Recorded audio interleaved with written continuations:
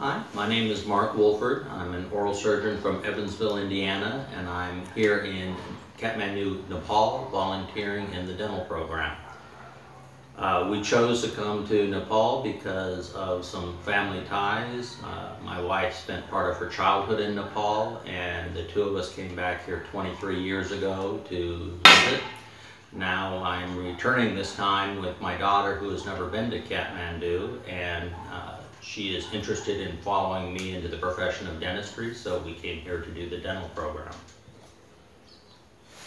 The most surprising thing that I found here in Nepal professionally was that when we saw children in an elementary school, virtually 100% rate of dental decay or caries was seen in those children. And that is a much higher rate than we see in the United States. We also visited a monastery which had similar aged kids, but with a very different diet. They weren't allowed any sweets in their diet as part of their training and religion, and the decay and caries rate in the monastery was very, very low. I've been taught in dental school that diet mattered a lot in dental decay, but this was a real life experience where it showed that it does really, really matter. Our host family, I was surprised at how gracious they were. They included us in their family life from day one, and it made it very easy. I was nervous about living with another family, but my surprise was that was very easy. The most memorable of the trip was the monastery. My perceptions of a monastery based on television or movies is that it was a bunch of very old priests that lived in solitude. The opposite was what we found. It was a very active, very vibrant culture, and it was almost entirely children living in the monastery. It seems to be a combination of religious education,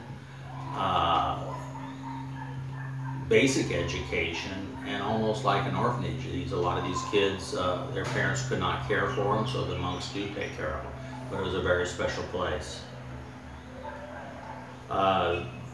The Broaderview staff and coordinators made this trip very easy. Everything from picking us up to the airport to providing us with a safe, comfortable place to stay.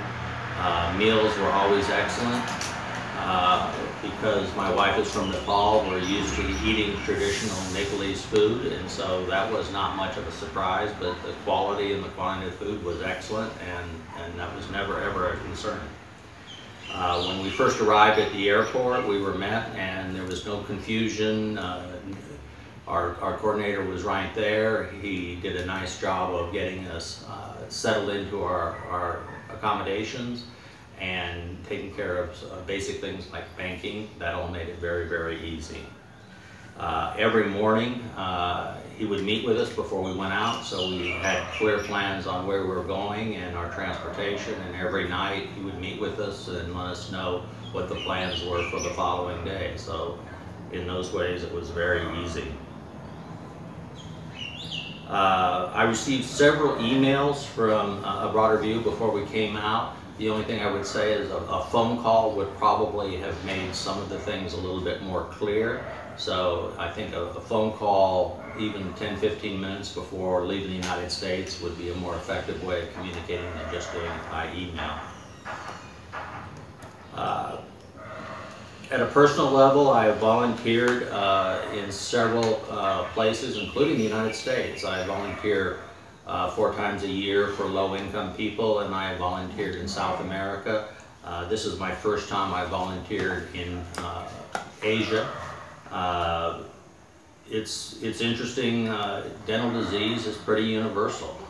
The problems I take care of in the United States and Nepal and Honduras is primarily dental caries of the dental profession. That's what dentistry has struggled with for hundreds of years, and it's no different in Nepal.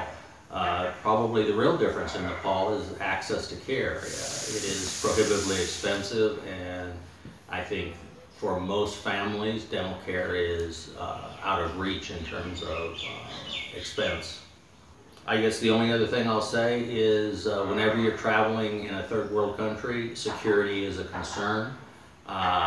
This is the safest I've ever felt traveling, both in Europe, Asia, South America.